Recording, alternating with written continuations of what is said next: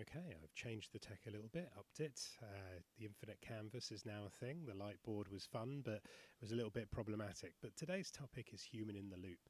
And I think it's a marketing term, really, because if your AI agents are requiring humans to get involved on a regular basis, doesn't that defeat the object? Is it really AI?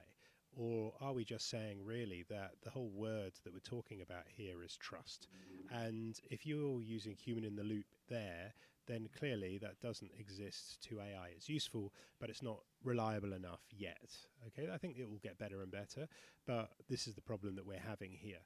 And one of the examples that we saw recently about this was Amazon in December had an outage, not the massive one, but another outage.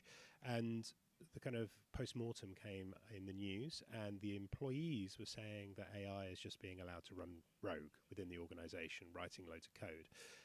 Amazon said themselves it was a human that was the problem. So which of the two examples is it, A or B in this particular example? Well, it's a bit more nuanced, as you would expect. And when we actually look at the words that they said here, they said that actually when we went through this, and it was in December like we said, that it was a limited event, but actually as we went through it, it did say that the tool took it upon itself to delete and recreate the environment. But the issue was that the person who was supposed to be checking that gave it too many rights. It wasn't supposed to be able to do it. It was supposed to ask permission before it did it. So when we come back to, whose fault was it, A or B here, it actually wasn't that, right? It was actually this kind of area that I think we're living in now on the Venn diagram, where we're just in this area where we need that human in the loop, because the AI is good, but it's not reliable, and the people are needed. But in this particular case, both people can be at fault. And it's still just an example of what's happening. Is Amazon saving lots of money using AI? Of course it is. Is it good at writing code? Of course it is. But we're starting to walk now into this area of how much trust do we have with AI. And the business dilemma that I see is we want to adopt AI and use it for productivity gains. It's an absolute winner for productivity gains. But the human in the loop works when you have experience. That's the key. You can set AI off to do all the different jobs, but at each point that we're checking here, the human has experiential knowledge and is able to make sure or rewrite these areas where it goes wrong, go back again, and this loop is working really quite well, I think.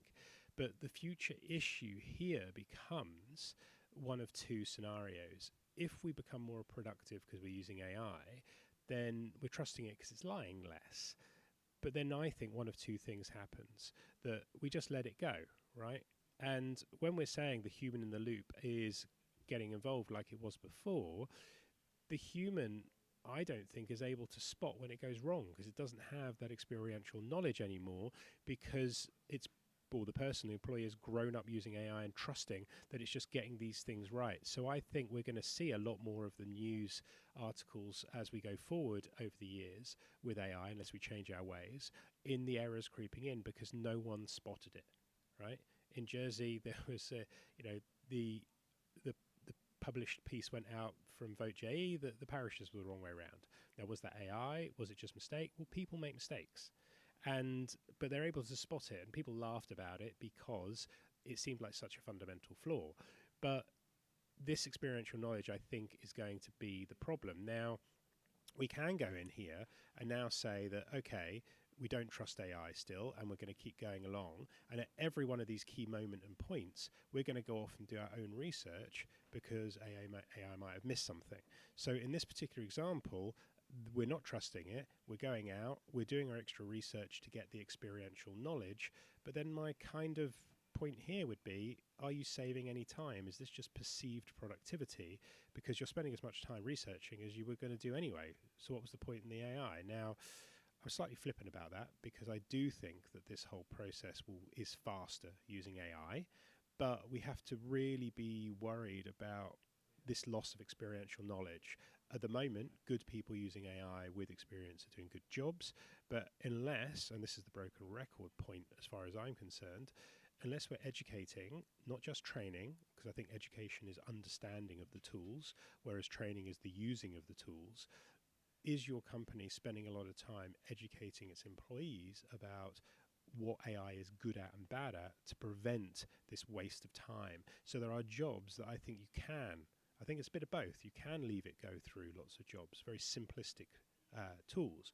But when it's a bit more nuanced and there's a bit more logic involved, and we've talked about that not being the case, then maybe AI isn't trusted as much. So yes, I think we can have these productivity gains. We're seeing them already, but this is what it comes down to. Education and training equals that adoption that we're searching for.